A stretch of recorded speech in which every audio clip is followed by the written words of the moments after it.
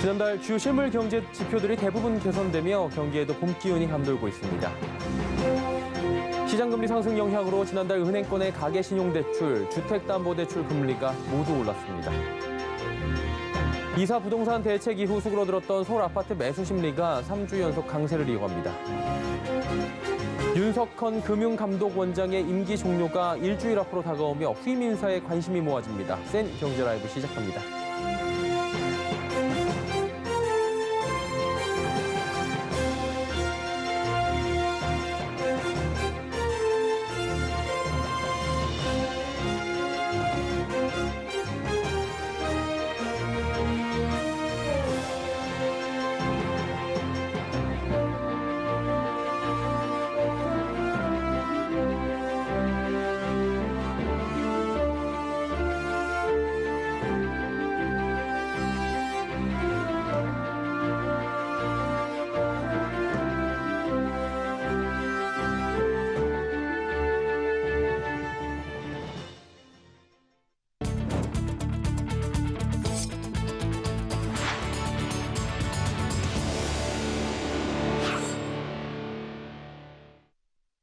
시청자 여러분 안녕하십니까? 센 경제 라이브 서정덕입니다. 지난달 주요 실물 경제 지표들이 대부분 개선되며 경기에도 봄 기운이 감돌고 있습니다.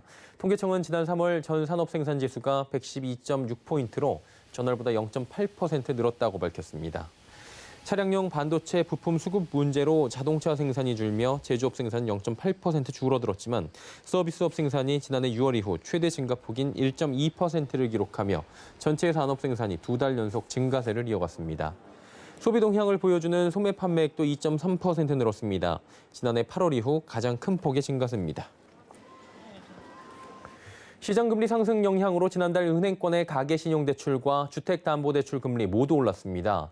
한국은행이 오늘 발표한 금융기관 가중평균 금리 통계를 보면 3월 예금은행의 전체 가계대출 금리 평균은 2.88%로 2월보다 0.07%포인트 올랐습니다. 일반 신용대출 금리는 전달보다 0.09%포인트 오른 3.61%로 지난해 2월 이후 가장 높았고 주택담보대출 금리도 0.07%포인트 오른 2.73%로 2019년 6월 이후 최고 수준을 기록했습니다. 신용대출 금리는 2개월 연속, 주택담보대출은 7개월 연속 오른 겁니다. 한국은행 측은 신용대출, 주택담보대출 금리 상승에 대해 CD금리, 은행채 금리 등 가계대출의 지표 금리가 오른 데다 대출 관리를 위해 은행들이 우대 금리를 축소했기 때문이라고 설명했습니다. 이사 부동산 대책 이후 수그러들었던 서울 아파트 매수 심리 3주 연속 강세를 이어가고 있습니다.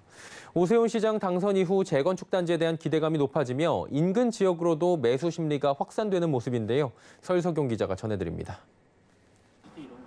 오늘 한국부동산원에 따르면 이번 주 서울의 아파트 매매 수급 지수는 102.7로 지난주보다 1.6포인트 올랐습니다. 3주 연속 기준선 100을 넘어서며 매수 심리 상승세가 이어지고 있는 모습입니다. 서울 아파트 매매 수급 지수는 지난해 11월 마지막 주 100.2로 100을 넘긴 뒤 올해 3월 마지막 주까지 18주 연속 100을 웃돌았습니다. 그러나 이사 대책 발표 이후 급락하던 지수는 이달 첫째 주 처음 기준선 아래를 기록했다가 한 주 만에 반등하며 상승폭을 키웠습니다. 특히 압구정, 대치, 잠실동 등이 있는 강남, 서초, 송파, 강동구 등 동남권이 104.2로 가장 높게 나타났습니다.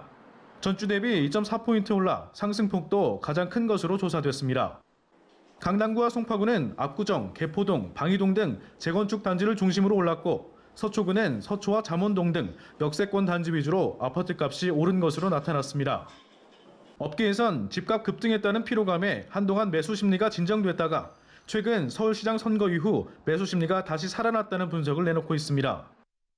시장의 부재로 인해 가지고 이제 그 지지부진했던 어떤 그런 개발 사업들이라든지 이런 부분들이 다시 좀 이제 사업이 진행되지 않겠느냐 이런 기대감들도 역시 이제 매수 심리에 작용하면서 가격이 지금 오르고 있는 상황입니다. 일부에선 매수 심리 상승세가 뚜렷한 방향성을 찾지 못한 서울 아파트값 흐름에 영향을 줄 수 있을 거란 관측도 내놓고 있습니다. 서울경제TV 설석영입니다. 윤석헌 금융감독원장의 임기 종료가 일주일 앞으로 다가오며 후임 인사에 관심이 모아집니다. 아직 후임 원장에 대한 함합형이 없어 원장 대행 체제로 갈 가능성이 나오고 있는데요. 정순영 기자입니다. 윤석헌 원장의 임기 만료일은 다음 달 7일. 한때 윤 원장 연임설이 돌았지만 금감원 인사 과정에서 불거진 노조와 대립 등을 거치면서 잠잠해졌습니다.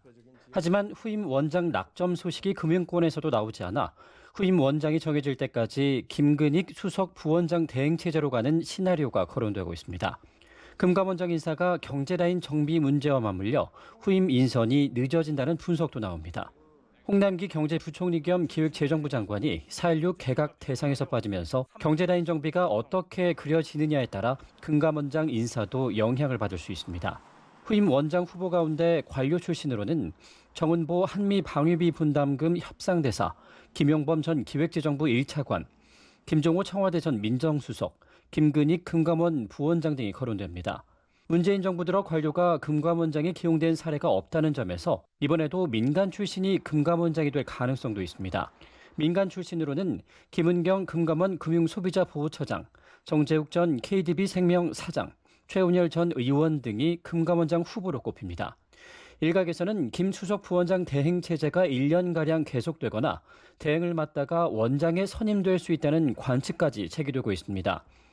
사실상 임기가 1년밖에 되지 않는 금감원장 자리를 노리는 정치권이나 학계 인사가 없다는 점도 김 수석 부원장 선임에 힘을 싣고 있습니다. 서울경제TV 정순효입니다.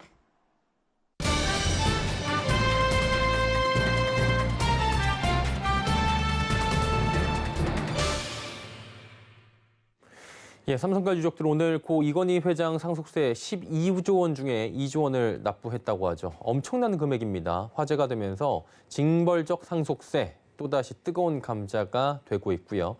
라정주 파이터치 연구원장과 상속세 이야기 좀 더 자세히 나눠보도록 하겠습니다. 나와 계십니까? 네, 안녕하세요. 예, 안녕하십니까. 12조 원은 외신에서도 지금 찾아볼 수 없는 규모다 하면서 화제가 되고 있는 상황인데 일단은 이건 회장이 최대 부호였던 만큼 어느 정도 당연한 결과다, 예측된 결과다 이런 얘기들이 있죠? 예, 그렇습니다. 그런데 이 12조가 이제 국내 최대 규모일 뿐만 아니라 이 세계 최대 규모입니다. 이건희 회장이 세계 최고 부자가 아닌데도 이렇게 상속세가 많은 이유는 우리나라의 상속세율이 세계 최고 수준이기 때문입니다. 상속세 12조의 대부분이 고 이 회장이 남긴 주식 약 19조 원으로부터 계산된 것입니다. 과세 표준이 30억 원 초과할 경우 적용되는 상속세율이 50%의 최대 주주 할증률 20%가 더 추가되었고 자진 신고에 따라 한 3%가 공제되어 계산되었습니다. 최고 상속세율 자체가 OECD 국가 중에 일본 다음으로 높은 데다가 최대 주주 할증률이 추가되어 문제가 되고 있습니다. 상속세가 이렇게 이제 재벌들 얘기 나올 때 얼마 전에 LG도 그랬고 롯데도 그랬던 것 같은데 주목을 많이 받잖아요. 그러다 보니까 일반인들하고는 좀 거리가 멀다라는 인식도 있을 텐데 중소 중견 기업들 상황은 어떻습니까? 예, 상당수 그 중소기업과 예. 중견기업의 1세대 소유주들이 퇴임을 해야 되는 시점이 다가왔기 때문에 상속세 문제는 이제 중소기업과 중견기업에서 중요한 문제입니다. 중소기업 중앙회가 2000년에 500개 중소기업을 대상으로 실시한 가업 승계 실태 조사에 따르면은 이 복수응답으로 전체의 94.5%가 가업 상속 시에 상속세와 같은 조세에 큰 부담을 느끼는 것으로 나타났습니다. 그 또한 산자부하고 한국중견기업연합회가 2019년도에 중견기업 1,400개사를 대상으로 실시한 그 조사 결과에서도 그 단수응답으로 전체의 78.3%가 가업 승계 시 상속세와 같은 조세에 큰 부담을 느끼는 것으로 확인되었습니다.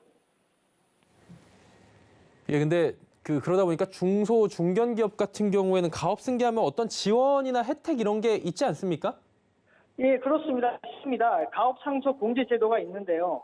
가업 상속 공제 제도를 그 대상이 될 수 있는 그 중소 중견 기업이 매출액 3,000원 미만입니다. 그리고 금액도 200원에서 500원으로 이제 이렇게 한정되어 있습니다. 그러나 이 현행 이 가업 상속 공제 제도는 요건이 너무 까다롭기 때문에 활용할 의향을 가지고 있는 기업이 많지 않습니다. 중소기업 중앙회에서 실시한 중소기업 가업 승계 실태 조사에 따르면은 전체 응답기업 500개사 중에서 66.2%가 현행 가업 상속 공제 제도를 활용할지 여부에 대해서 유보적이라고 답했습니다. 뭐 이런 얘기들 많이 하더라고요. 연예인 그리고 재벌 걱정하는 게 아니다라는 얘기가 있지만 이게 기업 육성을 해서 가업 승계하고 국가적인 기관 산업을 계속 가져가는 측면에서는 어느 정도로 상속세가 개선되어야 된다 이런 목소리도 나오는데 그렇다면 어떤 방향으로 좀 가야 된다고 보십니까? 예, 가업 상속세율을 전 구간에 걸쳐서 이 절반 이상 과감하게 인하하는 결단이 필요하다고 봅니다. 현행 가업 상속 공제 제도는 사전 요건, 사후 요건이 매우 까다로워서 소수의 기업만 혜택을 보기 때문에 가업 상속세율 자체를 인하하는 것이 현실적인 방안이라고 생각합니다. 저희 연구원의 그 분석에 따르면은 가업 상속세율을 절반만 인하할 경우에 일자리가 26만 7천 개가 늘어나고 기업의 총 매출액과 총 영업이익이 각각 139조 원과 8조 원 증가합니다. 뿐만 아니라 가업 상속으로 소외감을 느낄 수 있는 개별 근로자에게도 긍정적 효과가 발생되는데요. 월급이 약 한 7천 원 정도 상승합니다. 이처럼 그 가업 상속은 일자리를 늘리는 등 긍정적인 영향을 미치기 때문에 개인 상속하고 다르게 봐야 된다고 생각합니다. 이게 지금 상속세 얘기가 나오는 게 이번이 처음은 아니잖아요. 그렇다면 글로벌 트렌드는 어떤 겁니까? 예, 글로벌에서도 이게 상속세를 줄이거나 이제 없애는 방향으로 가고 있는데 우리나라와 같이 가족 기업을 많이 보유하고 있는 독일의 경우에 그 최고 세율이 아까 저희가 한 50%인데 이 독일의 경우는 30%로 우리나라보다 많이 낮고 호주, 스웨덴, 노르웨이 같은 그런 이제 국가들은 상속세를 아예 없앴습니다. 또 특징적으로 그리스가 한 2003년도에 가업 상속세율을 20%에서 2.4%로 크게 인하했는데 이로 인해서 그 가업 상속을 가족 기업의 투자가 약 40% 증가하는 긍정적인 효과가 있었습니다. 삼성과 상속세를 통해서 상속세 이야기를 오늘 짧은 시간 동안 자세히 나눠봤습니다. 라정주 파이터치 연구원장이 함께 해주셨습니다. 오늘 말씀 감사합니다. 예, 감사합니다.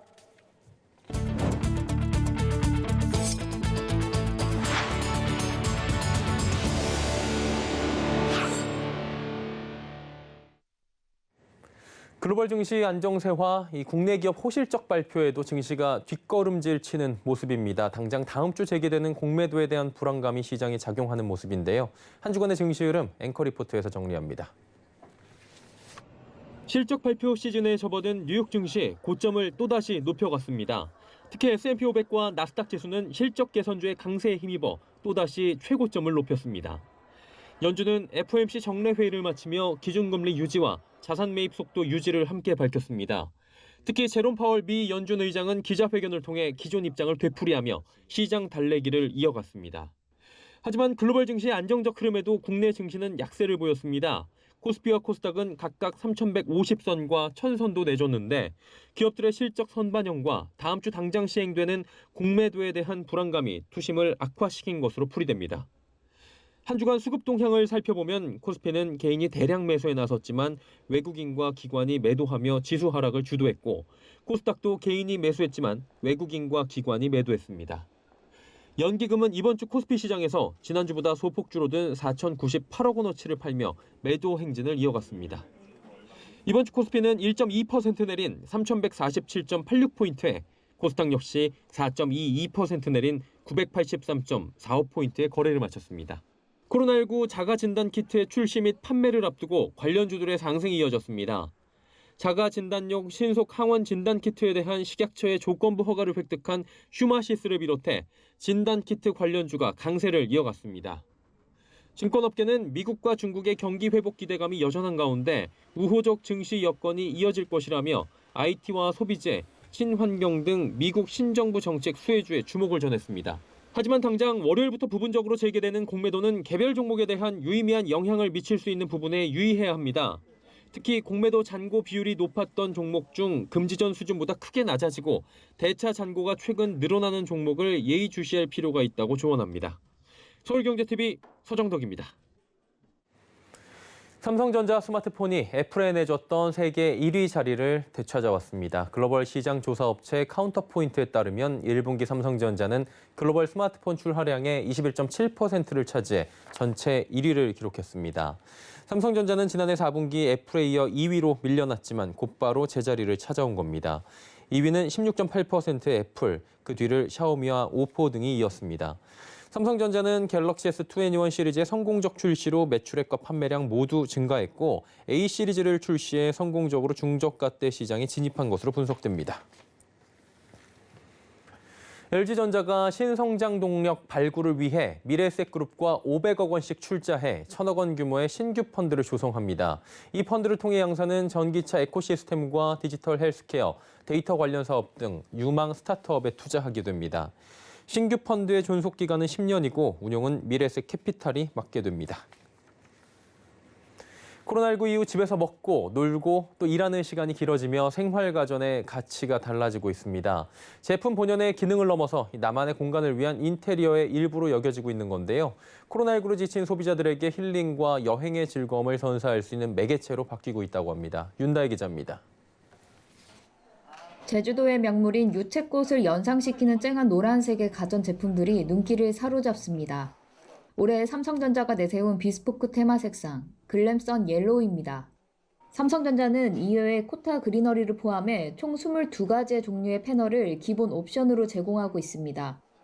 특히 글램선 옐로우는 여행을 떠나지 못하는 대신 집에서라도 화사함을 느끼고 싶은 니즈를 충족시켜 전체 컬러 중 20%가 넘는 선택을 받고 있습니다.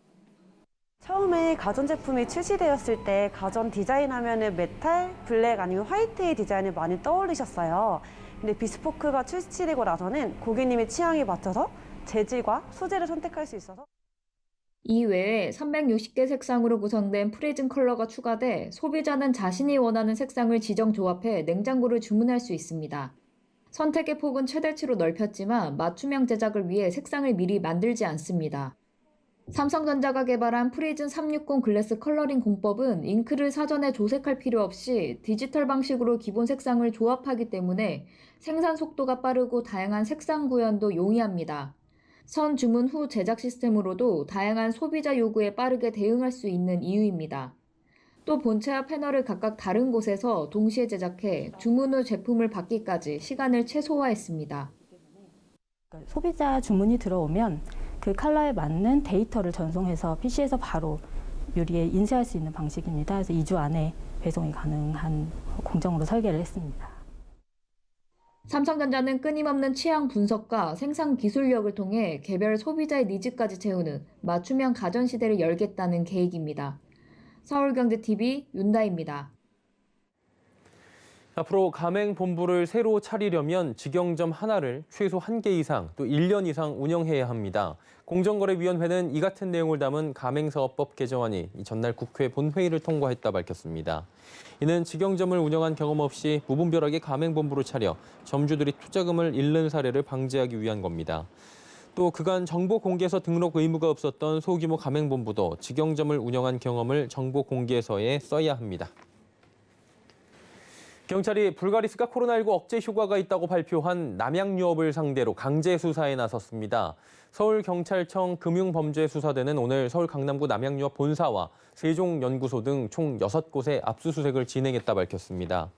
지난 13일 식약처는 남양유업이 심포지움에서 동물 실험이나 임상시험 등을 거치지 않았는데도 불가리스 제품이 코로나19 효과가 있다고 발표했다며 식품표시광고법 위반 혐의로 고발했습니다. 증권선물위원회는 1분기 중 주가를 조작하는 등 불공정 거래와 관련된 46명과 4개 법인을 검찰에 고발 통보했습니다. 증선위에 따르면 불공정 거래에 관련된 46명, 4개사를 검찰에 고발 통보하는 한편 8명에게는 과징금을, 11개사에는 과태료를 부과했습니다. 증선위는 IR 계약을 가장한 주가 조작 의뢰, 브로커를 통한 시세 조종 계좌 확보 등 복잡해지는 불공정 거래 수법에 일반 투자자들의 피해를 예방하기 위해 엄중하게 대응할 것이라 밝혔습니다. 정부가 다음 달부터 외식, 공연 쿠폰의 사용을 재개합니다. 어렵게 되살아난 내수 회복 흐름을 이어가고 자영업자와 문화예술인의 피해를 최소화하기 위함입니다. 배달앱을 통해 2만 원 이상 음식을 주문할 경우 4회차 이용 때 1만 원을 환급해 줍니다. 온라인 플랫폼에서 상영되는 공연을 예매하면 8,000원을 할인해 줍니다. 1인당 월 2회, 회당 최대 넉 장을 제공합니다.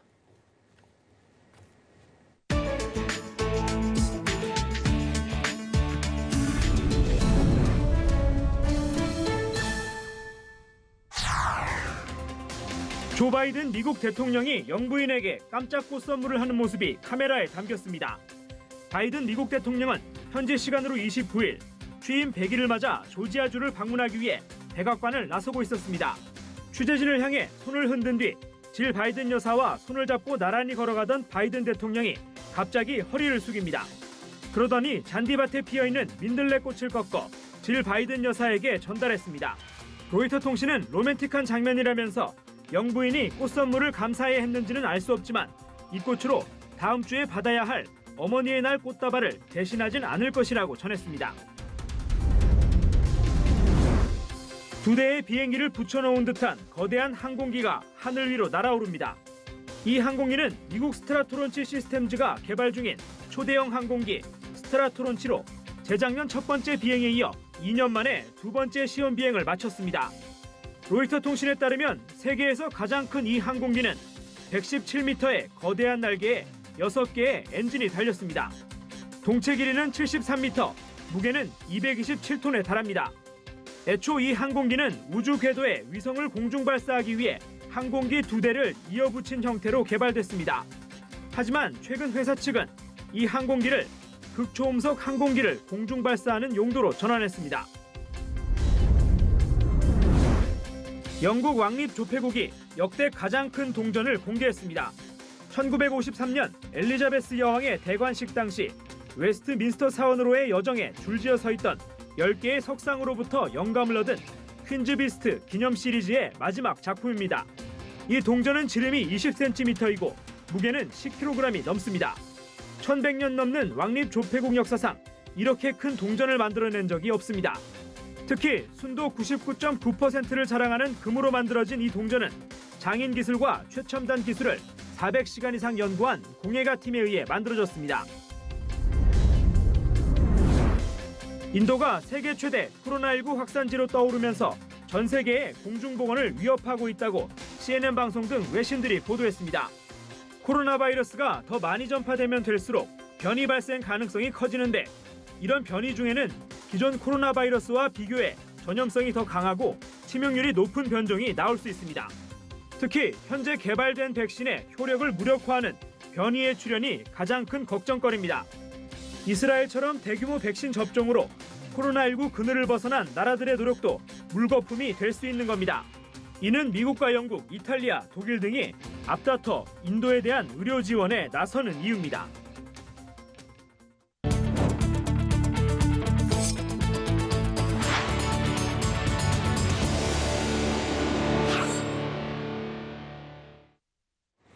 센 경제 라이브 마칩니다. 편안한 주말 보내시길 바랍니다. 고맙습니다.